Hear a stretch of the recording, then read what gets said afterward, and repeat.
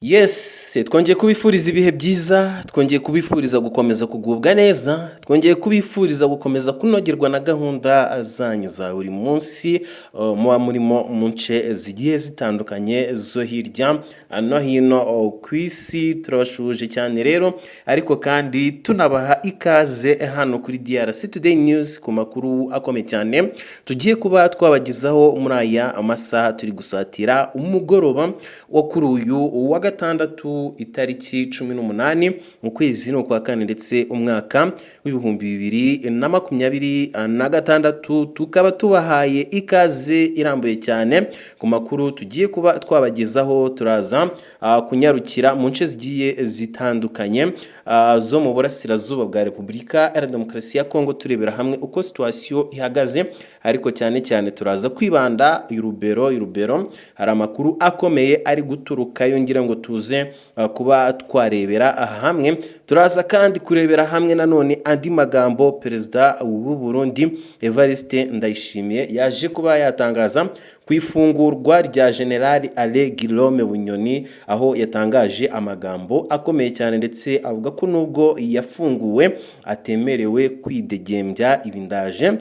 Tubyinjire mu hagati aho ngaho, kandi bikomeje kugenda abigorana hagati ya Repubulika Iharanira Demokarasi ya Kongo ndetse n'umutwe w'inyeshyamba za M23, aho amasezerano y'agahenge akomeje kuzamo ibibazo ndetse bigiye bigoranye ku buryo bukomeye cyane. N'aya makuru yose tugiye kuba twarebera hamwe, nongera kubibutsa ko muri kumwe na Sixbert Official hano kuri DRC Today News. Niba uri mushya, nkandira kuri subscribe kugira ngo tuzajye turushaho gukomeza kwibanira ku nkuru n'ibiganiro dukomeje kugenda dutambutsa hano umunsi ku munsi, gatanu kuri gatanu. Ngayo nguko rero, tudatinze mu magambo menshi, ni breaking news. Ndagira ngo dukubite tubangura, dukoreshe akanya gato gashoboka turebere hamwe izi update zose. Ngayo nguko rero, ntago turi butinde kuko dufite akanya gatoya. Ni ukuvuga ngo ibiganiro byagaragaje kutumvikana gukomeye hagati y'impande zombi. Ibi ni ibiganiro byahereye ku itariki ya 13 Mata kugeza ku munsi w'ejo itariki ya 17 Mata, ndetse uyu mwaka ibyo biganiro byose byamaze iminsi 5, ariko bisa nkaho nta kintu nabyo byatanze. Ibiganiro bikomeje kugaragaza kutumvikana gukomeye hagati y'impande zombi. Ngira ngo twinjirane kuri izi ngingo turebere hamwe impamvu y'ibi ngibi. Ni ukuvuga ngo umutwe w'inyeshyamba za M23 zirasaba gukurwaho ibyemezo by'ubucamanza n'imanza zaciwe ndetse n'ibihano byashyiriyeho abayobozi bakuru ba M23, ariko leta ya Kinshasa yabyanze. Ibi ntabwo bishaka. Ikindi, M23 irasaba kongera gufungura amabanki, Kinshasa yabyanze. Hagati aho kandi nanone leta ya Kinshasa cyangwa se leta ya Repubulika ya Demokarasi ya Kongo irasaba kongera gufungura ikibuga cy'indege cya Goma ndetse n'ibindi bibuga by'indege muri rusange byagiye bifungwa, ariko hano AFC M23 nabo yabatsembeye, yabyanze. Ni ukuvuga ngo ibigaragara nta ruhande na rumwe rwemera gusubira inyuma. Bivuze ngo ibiganiro ejo nibwo byahagaze, buri ruhande ruracyakomeje gukoresha imbaraga zarwo, buri ruhande ruri gushaka gushyira imbere inyungu zarwo. Kumvikana mu by'ukuri biracyari kure, ndetse hari ibyago ko ikibazo cyakomeza gukomera no kumara igihe. Ese mu by'ukuri ninde uzatera intambwe ya mbere kugira ngo habeho amasezerano nyakuri, ndetse ano masezerano abe yashyirwa mu bikorwa? Mu by'ukuri ibintu bikomeje kuba ingora bahizi. Ibiganiro urebye nta kintu nabyo bizatanga, nubwo Perezida wa Leta Zunze Ubumwe Donald Trump akomeje kubyirukankamo, ariko izi mpande zihanganye zatsembye, buri umwe rukomeje gutsembera urundi. Hagati aho ngaho rero, Perezida wa Repubulika Felix Antoine Tshisekedi yahise atangariza umutwe w'inyeshyamba za M23 amagambo akomeye cyane, aho yagize ati: igihugu cyacu ubu gifite inganda n'amafactories akora intwaro moteri z'ibisasu ndetse na misile zikomeye cyane zisa n'izikoreshwa na Leta Zunze Ubumwe za Amerika n'Uburusiya. Izi nganda ziherereye mu ntara ya Okatanga, by'umwihariko mu mujyi wa Likasi. Vuba aha hazakurikiraho no gukora misile za kirimbuzi, nta kongera kujya gushakira ibikoresho by'intambara mu mahanga. Ati vuba aha namwe turabarimbura tubamare. Ngayo nguko amagambo yaje kuba yatangazwa n'umukuru w'igihugu cya Repubulika ya Demokarasi ya Kongo Felix Antoine Tshisekedi, nyuma yo gukomeza kurakazwa n'inyeshyamba za M23. Uru ruganda ngire ngo twanaruvuzeho kenshi, Repubulika ya Demokarasi ya Kongo ikirufungura, ariko ni uruganda rukomeje kwiyubaka cyane hariya muri Likasi. Hagati aho ngaho rero reka mbanze mbibutse ko hari urubuga twafunguye mbere yo gukomeza ano makuru. Hari urubuga rwa WhatsApp twafunguye tujya tunyuzamo amafoto ndetse n'amavideo. Akaba ari amafoto n'amavideo yose yaba yaturutse yari mu burasirazuba bwa Repubulika ya Demokarasi ya Kongo, niba byose byaturutse ku rugamba ndetse n'ahandi hagiye hatandukanye ku makuru tuba turi gukomozaho. Rero twafunguye urubuga rwa WhatsApp kugira ngo ibyo byose tuzajye tubinyuzamo mubashe kubona ukuri kuzuye kuba bigenda bivugwa ndetse binatangazwa. Hanyuma kwinjira muri urwo rubuga rwacu nta kundi, uragenda hari hasi muri comment mu gice cya komanteri urebemo link na pininzemo, uragenda uyikandeho, urahita winjira muri group yacu ku buryo bworoshye cyane. Hanyuma uzajye ubasha kubona amafoto ndetse n'amavideo, ubashe kubona ukuri kuzuye kuba bigenda bivugwa ndetse binatangazwa, ubashe kubona ukuri kuzuye kubiba byabaye. Ngayo nguko reka twikomereze amakuru yacu. Reka amakuru noneho tuyakomereze ahitwa Irubero.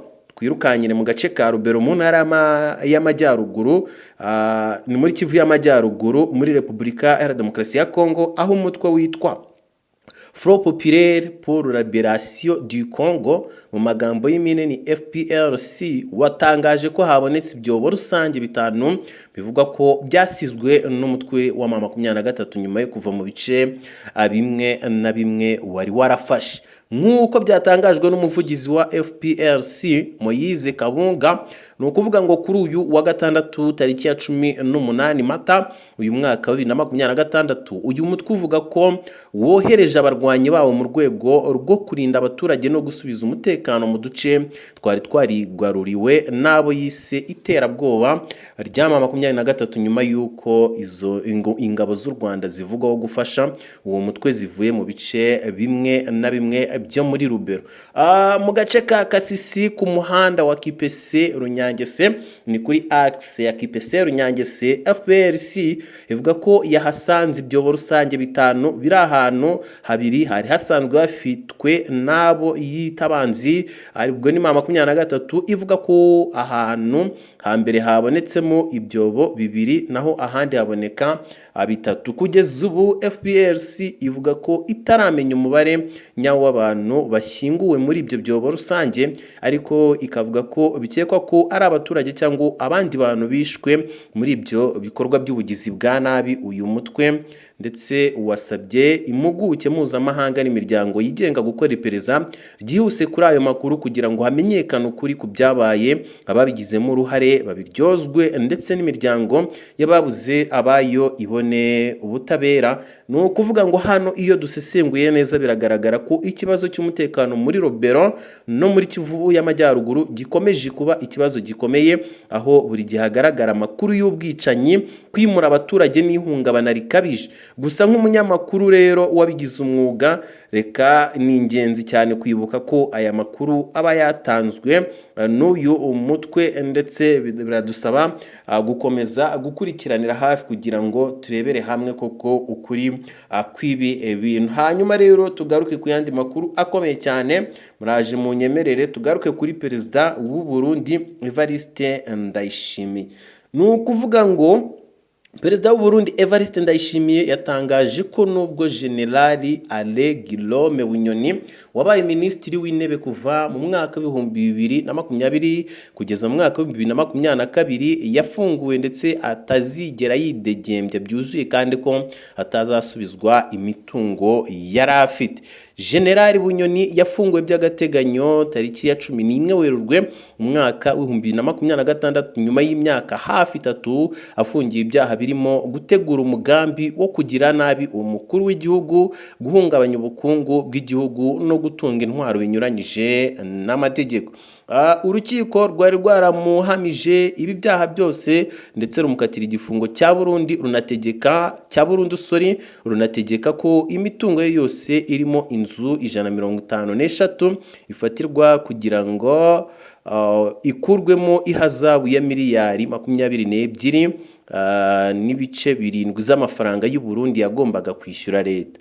Mu mpamvu ubushinjacyaha bukuru bwashingiyeho kumufunguza by'agateganyo Generali Bunyoni harimo kuba amaze igihe arembye kuko kuva mu kwezi k'Ukwakira umwaka wa 2025 yari arwariye mu bitaro bikuru bya Gitega acungiwe umutekano mu buryo bukomeye cyane.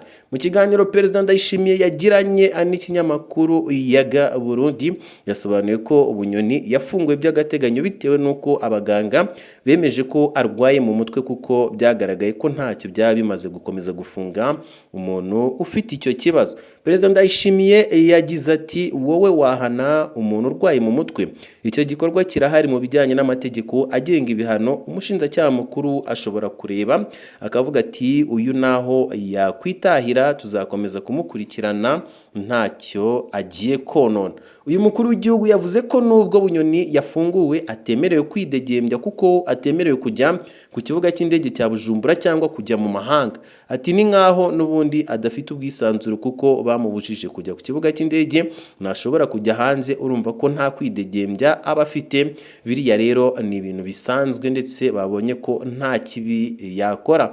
Perezida Ndayishimiye yabajijwe niba Bunyoni azasubizwa imitungo ye irimo inzu zisaga 153, asubiza ko ibyo biteganyijwe mu cyemezo kimufungura by'agateganyo bityo ko izaguma mu maboko ya leta. Ati ibihano bijyanye n'indishyi cyangwa ibintu bafashe ku muntu wakoze icyaha bigumaho, burya n'icyaha nticyahanaguwe. Iyo rero akomeje kwitwara neza aguma muri uko kwidegembya arimo, ahubwo ndiwe nakwitwara neza cyane kugira ngo ntibizatume bambona nabi. Generali Bunyoni yari mu bantu batinyitse mu Burundi ndetse yakoze indi mirimo irimo kuyobora igipolisi no kuba minisitiri w'umutekano. Niwe Murundi wa mbere wahawe ipeti rya generali muri polisi. Hanyuma tukiva mu Burundi twerekeze ku yandi makuru akomeye cyane, mu gihe kunyemera nanone twerekeze Brazzaville ho gatoya, no hari amakuru akomeye cyane aturutseyo ariko tugeraho. Ni ukuvuga ngo kuri ino tariki ya 18 Mata uyu mwaka wa 2026 amakuru nanone aturutse i Brazzaville muri Repubulika ya Congo yemeje ifatwa rya Bwana Kikobire Yirere ku kibuga cy'indege mpuzamahanga cya Mayamaya, ndetse yafashwe ubwo yageragezaga kuva Kinshasa yerekeza i Paris anyuze i Brazzaville. Bivuga ko uyu mugabo yavukiye mu Rwanda mu karere ka Ruhango ku itariki ya 21 Kamena umwaka w'1966 kandi akaba afite pasiporo y'u Rwanda. Bivuga ko izarangira mu mwaka w'2029. Aya makuru impamvu tuyagarutseho rero yateye urujijo rukomeye cyane. Ni ukuvuga ngo ni gute umuntu ubarizwa muri politike cyangwa se muri bamwe mu bayobozi bahariya muri Repubulika ya Demokarasi ya Kongo Kinshasa yaba ari umukongomani akaba afite n'ubwene igihugu bw'u Rwanda, bikavuga ko yavukiye muri Ruhango ndetse mu kujya kwambuka akajya guca i Brazzaville aciye Kinshasa. Ni ibintu birimo akabazo. Nubwo bimeze bityo, imyirondoro ya politike ikomeje kugibwaho impaka kuko mu bihe bitandukanye yagaragaye mu bikorwa bya politike muri Repubulika ya Demokarasi ya Kongo, aho yari afitanye isano n'ishyaka rya politike riyobowe na Modeste Bahati Lukwebo, ndetse bikavuga ko yagiye agaragara mu bikorwa bya politike n'imiyoborere mu bihe bitandukanye by'igihugu. Kugeza ubu inzego z'umutekano za Congo Brazzaville ntiziratangaza impamvu nyayo y'ifatwa rye ndetse ntiziragira icyo zivuga ku iperereza rishobora gukorwa cyangwa ku byaha ashobora gukekwaho. Ibi byatumye habaho impaka nyinshi mu banyapolitike n'abasesenguzi b'akarere k'ibiyaga bigari, aho bamwe bibaza niba ari ikibazo cy'umutekano, icuraburindi rya politike cyangwa se ishyirwa mu bikorwa ry'amategeko ajyanye n'ubwenegihugu n'ingendo mpuzamahanga. Hari n'abavuga ko kugerageza kuva i Kinshasa yerekeza i Burayi bishobora kuba bifitanye isano n'iperereza cyangwa se ingamba z'umutekano, n'ubwo ibi byose bitarashyirwa ahagaragara n'inzego zemewe. Mu bindi bibazo bivugwa mu nkuru z'akarere hakomeje kuvugwa izina rya Norbert Basengezi na Kaninima.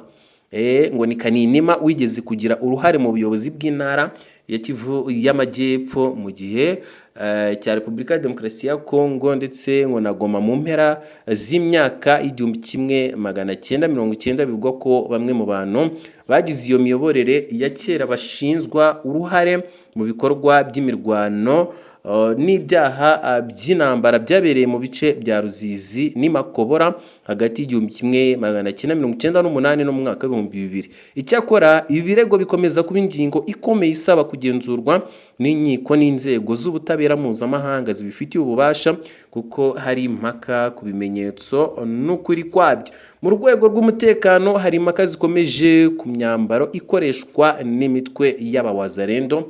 Aya ni ayandi makuru akomeye cyane nayo ngire ngo tube twagarukaho. Abawazarendo nagiye mbona babahaye imyenda se wavuga ngo ni ya gisirikare, imyenda isa nka orange, ibisarubeti kwanza bisa nka orange, ndetse ukibaza se iyi myenda koko ni y'urugamba?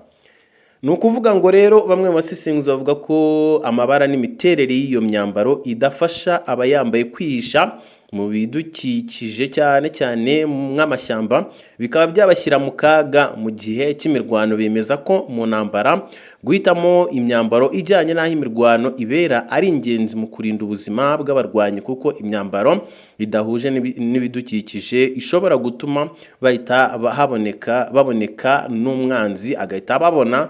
Ni ukuvuga ngo muri make iyo myambaro ntabwo ibimera kwihisha, ni imyambaro ipika cyane. Nayibonye ndumirwa, ariko ndaza kuyishyira amafoto, ndaza kuyashyira muri ya groupe nababwiye, nizere ko mwamajije kwinjiramo.